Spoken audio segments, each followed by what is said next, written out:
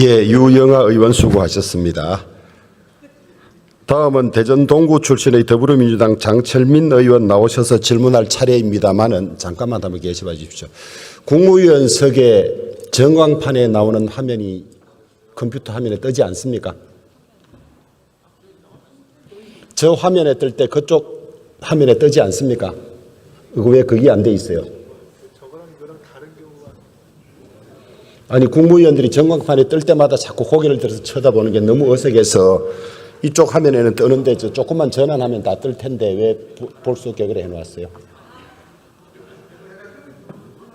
한번 챙겨보고 바로 화면 보고 알 수 있도록 그렇게 좀 해주세요. 예, 장철민 의원 나오셔서 질문해 주시기 바랍니다.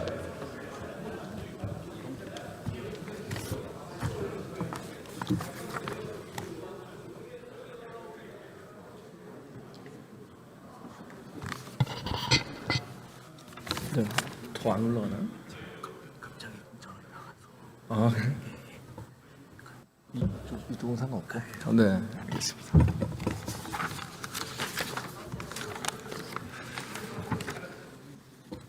사랑하는 국민 여러분, 존경하는 조영 부의장님과 선배 동료 의원 여러분, 김민석 총리님과 국무위원 여러분, 대전 동구 장철민입니다. 천재이루, 통합은 천재이루입니다. 우리 지역이 드디어 수도권 일극 체제를 극복하고 분권화된 대한민국, 균형 성장의 대한민국으로 가기 위한 정말로 너무나 소중한 기회입니다. 그런데 요즘 그 기회에 많은 논의들을 해나가는 이 와중에 일종의 좀 괴담이 있습니다. 대전 충청이 빠질지도 모르겠다는 괴담. 야당에서 광주 전남과 대구 경북은 동의하고 대전 충남만 반대할 수도 있다는 괴담. 좀 이상한 이야기들이 흘러다닙니다. 장동혁 대표도 연설 지난 4일이었나요? 대전 충남 통합이 지방혁명이라고 하더니 그 다음 날에는 민주당 통합안의 세부적인 내용이 졸속이라며 반대하는 좀 이상한 태도를 보이고, 원래 통합을 주장했던 대전의 이장우 시장, 충남의 김태훈 지사도 요즘엔 언론에서는 급변침이라는 표현을 쓰던데 굉장히 다른 태도를 보여주고 있습니다. 20조 원의 재정 지원이 부족하다, 미흡하다, 20조 원짜리 밥상이면 어마어마하게 훌륭한 거 아닙니까? 물론 반찬 투정도 할 수 있습니다. 식단 메뉴 고르는 얘기 할 수 있습니다.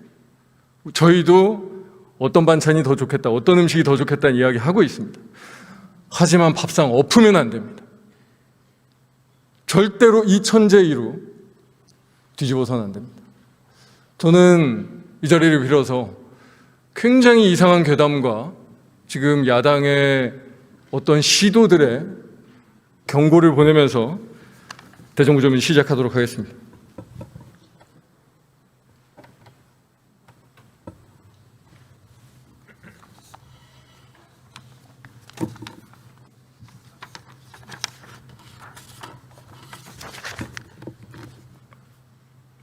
총리님 부탁드리겠습니다.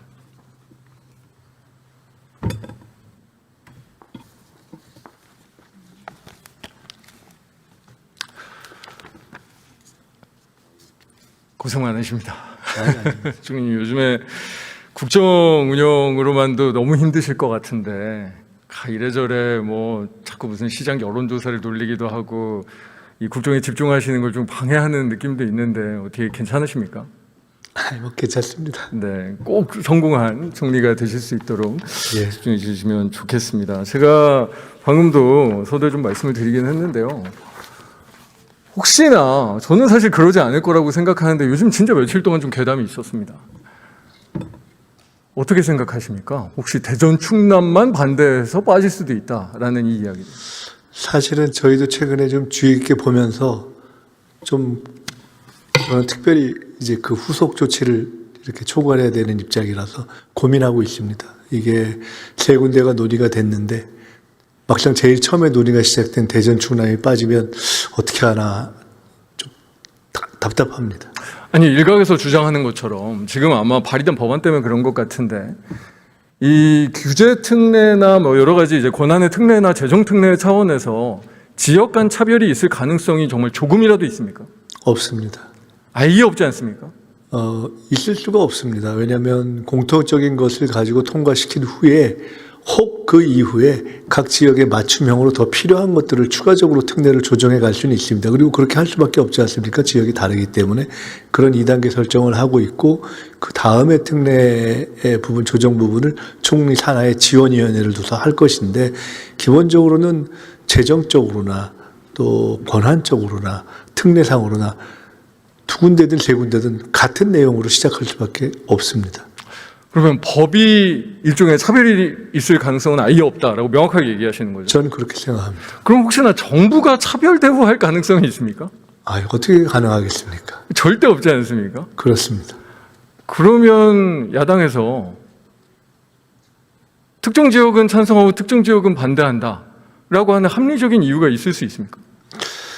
더 무엇을 기대한다 하는 건 뭐 있을 수 있겠지만은 적어도 현재까지 지방정부의 입장에서 예를 들어 재정 하나만 놓고 본다면은 중앙으로부터 오는 지금보다 훨씬 많아지는 거 아닙니까? 뭐 명백한 사실 아니겠습니까? 그걸 놓고 어떻게 다른 해석이 가능하겠습니까? 그것에 대해서 폄하하는 것은 사실은 광역 통합이 가져올 공익과 달리 뭔가 사적 이익의 충돌이 그런 것을 주민들의 이 공익과 달리 이러저러한 주장을 또는 그런 어떤 여론의 유포를 하는 것일 거라고 짐작하고 있고 문제는 그 결과가 결국은 주민들에게 장기적 관점에서 해가 되는 거 아닌가 하는 그런 우려를 가지고 있습니다. 아니, 실제로 워낙 비합리적인 이야기라서 뭐 이런 어떤 이 야당의 급변침이라고 표현하던데 언론은 그러니까 합리적인 이유를 찾기는 어려우니 정치적인 이유를 찾게 되고 정치적인 이유를 찾게 되니 대전 충남은 통합되면 강훈식 비서실장이 출마하면 절대 못 이겨서 그렇다라는 정치적인 이유를 이야기하는 기사도 있더라고요. 그렇게 해석될 여지도 생기지 않겠습니까? 저희와 다른 분들의 어떻게 머릿속에서 생각하는지를 제가 평가할 입장은 아닌 것 같고요. 그런데 세상 일이라는 것은 전혀 다른 상황, 전혀 다른 사람들, 전혀 다른 환경을 놓고도 눈을 감고 똑같이 판단을 해서 옳으면 옳은 거 아니겠습니까? 대전 충남의 통합이 만약 대구 경북과 광주 전남이 통합을 선택하는 상황에서 만약에 거기서 빠지면 할 수 있는데 빠지면 4년 후에 어떤 결과를 가져올까 이것은 굉장히 명료하다고 생각합니다. 제가 이게 정말 괴담 같은 얘기인데도 불구하고 이 말씀을 이렇게 좀 길게 드리는 이유가 정말로 그런 일이 절대로 없었으면 좋겠다는 바람에서 사실은 말씀을 드리는 거기는 합니다. 정말 이런 비합리적인 시도가 있다면 정부도 정말로 일관되고 아주 명확한 스탠스를 유지해 주시기를 요청드리겠습니다. 네, 근데 분명히 이 자리에 빌어서 말씀드릴 것은 정부의 입장은 명료합니다. 다만 이 문제는 법의 통과와 관련된 문제이기 때문에 국회에서 사실은 선택하고 결론을 내는 것을 저희가 어떻게 강제하기는 어렵다. 그 부분은 여야 의원님들이 해당 지역에서 머리를 잘 맞대고 풀어주셨으면 좋겠습니다. 재정 불문 얘기를 조금 드리겠습니다. 안 그래도 우리 시민들께서 이 재정 지원의 지속 가능성, 통합특별시에 대한 재정 지원의 지속 가능성에 대한 이 얘기를 굉장히 많이 하십니다. 실제로 저희도 이게 그래도 4년에 20조 딱 끝이 아니라 그 이후에도 어느 정도는 지속 가능해진다는 게 명확해져야 당연히 통합특별시 운영도 훨씬 뭔가 합리적이 될 수도 있고요. 저희도 뭐 시민들과 소통하기도 훨씬 편하기 때문에 이런 어떤 재정의 지속 가능성에 대해서도 정부에서도 조금은 더 명확하게 해주실 수 있지 않겠습니까? 일단 현재로서는 저희 정부의 임기 남아있는 4년 동안 적용되는 것을 저희가 책임 있게 담보하는 것이 맞다고 생각합니다. 그리고 그 이후에 지속 가능성 여부와는 별도로 현재 약속된 4년 최대 20조 그 부분은 해당 지역에서 지금 산업의 변화, 메가특구, 공공기관 이전, 그다음에 새로운 전략산업의 등장 이런 것과 연동돼서 그 지역에 새로운 산업을 만들어내는데 적어도 시작으로서는 충분한 의미가 있는 기간이라고 생각을 합니다. 그렇기 때문에 그 부분에 있어서 저희가 확실하게 그 부분의 지원의 약속은 지킨다. 그리고 그것의 구성을 어떻게 할 것인가에 대한 고민과 시뮬레이션과 이런 것을 지속적으로 하고 있다라는 말씀 드리겠습니다. 저는 솔직히 개인적인 바람은 저희가 통합특별법을 통과시킬 때 뭐 관련된 지방세법도 함께 통과시키면서 예측 가능성을 주는 게 시민들 신뢰를 확보하는 데 가장 좋다라고 생각을 하고 있는데 뭐 당장에 저희가 원래 국정과제나 공약으로 약속했던 지방교부세율을 어느 정도 올린다든지 아니면 저희가 사실 예전에 1차 재정분권, 2차 재정분권 할 때도 엄청나게 다양한 세목을 했던 건 아닙니다. 거기가 지방소비세율을 뭐 제 기억으로는 한 10%부터 계속 올려서 지금 25.3%까지 한 4번 정도로 1, 2차 재정분권 때 올려왔던 거거든요. 그래서 저희가 그냥 단순하게 앞으로 예산으로 입조를 만들겠다가 아니라 뭐 저희가 세목들은 더 복잡해질 수는 있어도 어쨌든 지방교부세나 지방소비세와 같은 그런 큰 틀에서 앞으로 지속 가능한 세원을 확보해 나가겠습니다. 정도의 약속이라도 세와 지방세 비율 등등을 포함한 재정분권 TF는 지금 말씀하신 대로 별도 트랙으로 돌아가고 있기 때문에 만약에 어느 지역이 예를 들어 대전 충남이 선택한다면 그 4년 내에 이 재정분권 TF가 같이 달려가면서 또 조정이 같이 이루어질 것이다 이렇게 말씀드리겠습니다. 네, 저희가 하여튼 4년 그 이후에 대한 부분이 그게 3조가 될지 얼마가 될지 좀 명확해져야 실제로 지속가능한 성장에 도움이 되기 때문에 그 부분에 대해서는 저희도 재정 TF에 끊임없이 같이 협의하고 해나가겠습니다. 근데 그래도 조금은 더 이 명확성과 이 시민들의 신뢰에 대해서 좀 고민해 주셨으면 근데 좋겠습니다. 아까 말씀처럼 우선적으로 해결할 문제는 그 길을 선택할 것인가 말 것인가가 명료하게 정리되는 것이 우선이 아닐까라고 말씀드립니다.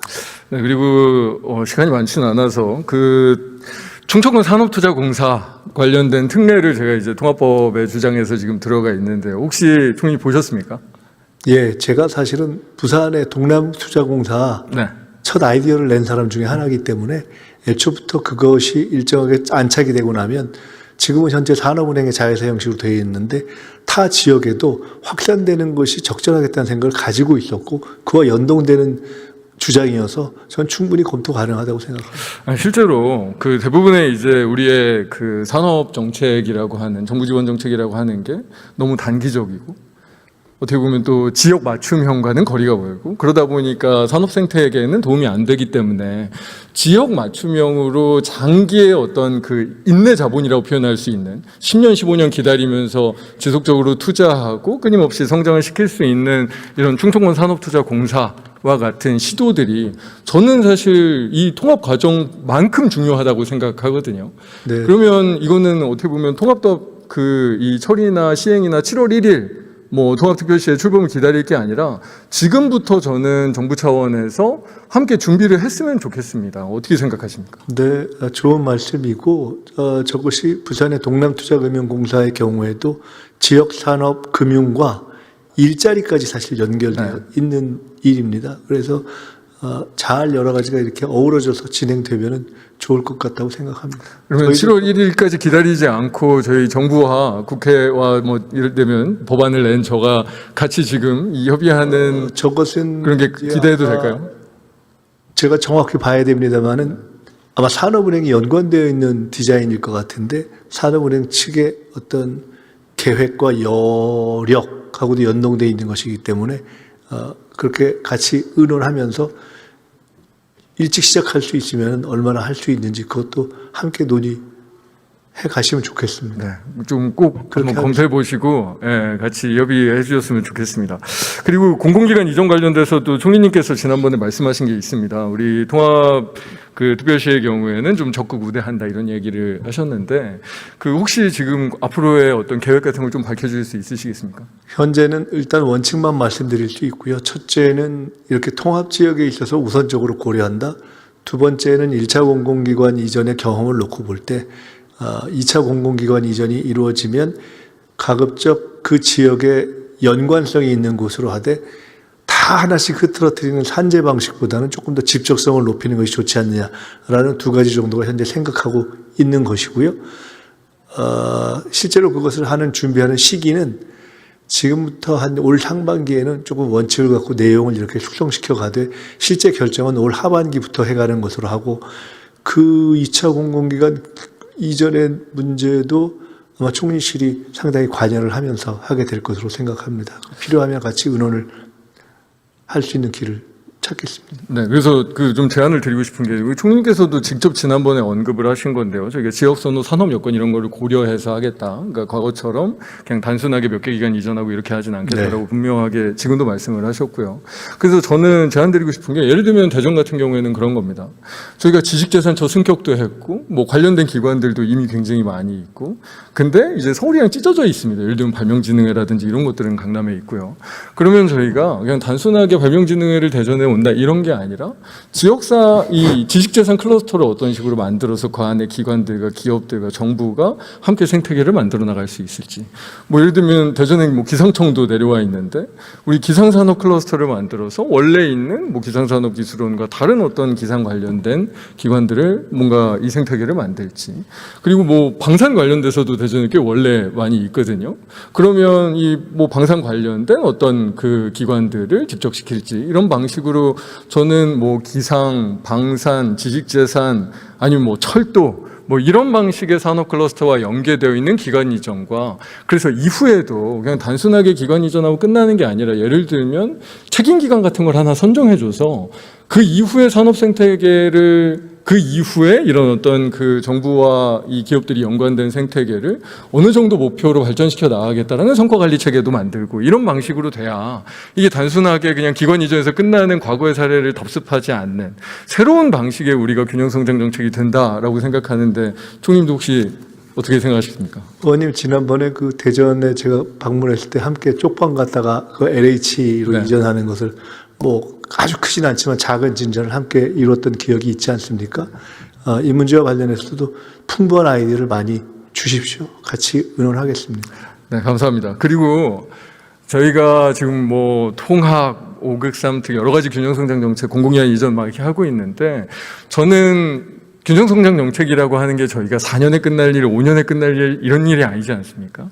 어떻게 보면 지금 우리가 하는 일도 훨씬 장기로 이게 그렇습니다. 이어져야 하는데 그래서 오히려 지금은 조금 소외돼 있거나 눈에 보이지 않는 예전부터 해온 균형성장 정책에 총리께서 좀 신경을 많이 써주셨으면 좋겠다라는 부탁 말씀을 하나 더 드리고 싶은데요. 예를 들면 뭐 제 지역도 선정돼 있지만 그 지금 지방의 광역 도시들의 도심융합 특구가 지정되어 있습니다. 도심융합 특구 제도는 지정은 문재인 정부에서 했고요. 특별법은 윤석열 정부에서 했고 그리고 종합계획은 작년 말 이재명 정부에서 종합계획을 수립했습니다. 이렇게 세 개 정부를 지속해온 균형성장 정책이 거의 유일합니다. 그러면 사실 그 이후에 예를 들면 지금 특별법 안에 있는 이 도심융합특구 재단에 관련된 문제라든지 아니면 관련된 사업 부분에 대해서 지금 뭐 국토부 장관님도 계신데 총리실, 국토부, 산업부 우리 여기 있는 모든 기관들이 함께 조금 힘을 모아서 이후에 진행 사항을 조금 점검해 주셨으면 좋겠다라는 부탁을 드리고 싶습니다. 며칠 전에 저희가 청년관계 장관 회의를 할 때 국민의힘의 우재준 의원님을 함께 모시고 말씀을 듣는 중에 과거 박근혜 정부 때 창조경제 이런 센터 이런 것들도 의미 있는 건 잘 살려가면 좋겠다고 하셔서 전적으로 공감한다고 말씀드린 적이 있습니다. 그런 저희들의 마음을 열어놓고 바라보는 취지에서 말씀드린다면 지금 말씀하신 몇 대 정부를 거치면서 있었던 중에 의미 있는 성과 내지는 살릴 소지 이거 충분히 살려갈 저희들 마음의 그 개방성을 가지고 있습니다. 오히려 저는 더 집중적으로 오히려 더 저희가 지금 균형성장에 대한 의지를 이정 정부에서는 더 많이 가지고 있기 때문에 과거의 특별법에 우리가 담지 못했던 내용들도 오히려 더 발굴하고 정말로 성공시키는 데 함께 해주셨으면 좋겠고요.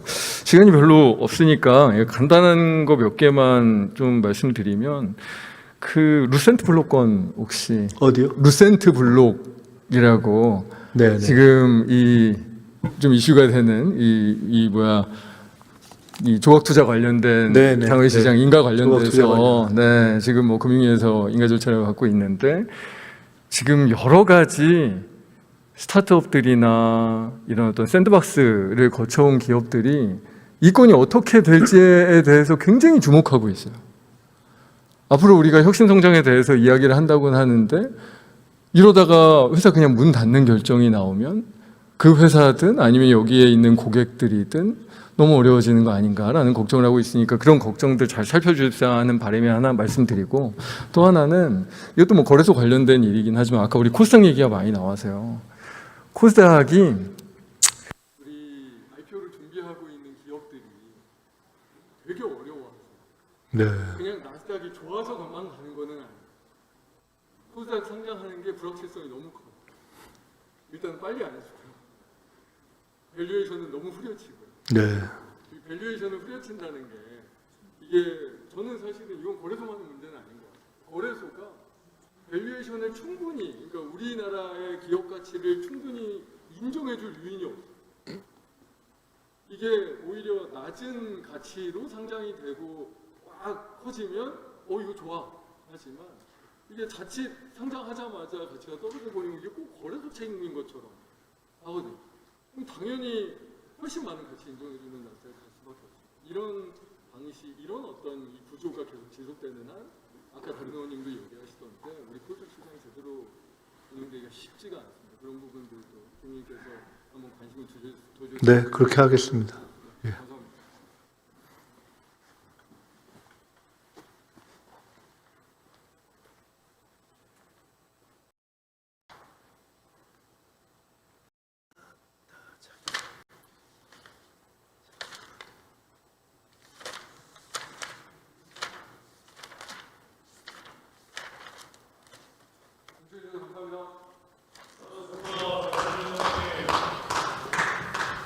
장철민 의원님 수고하셨습니다.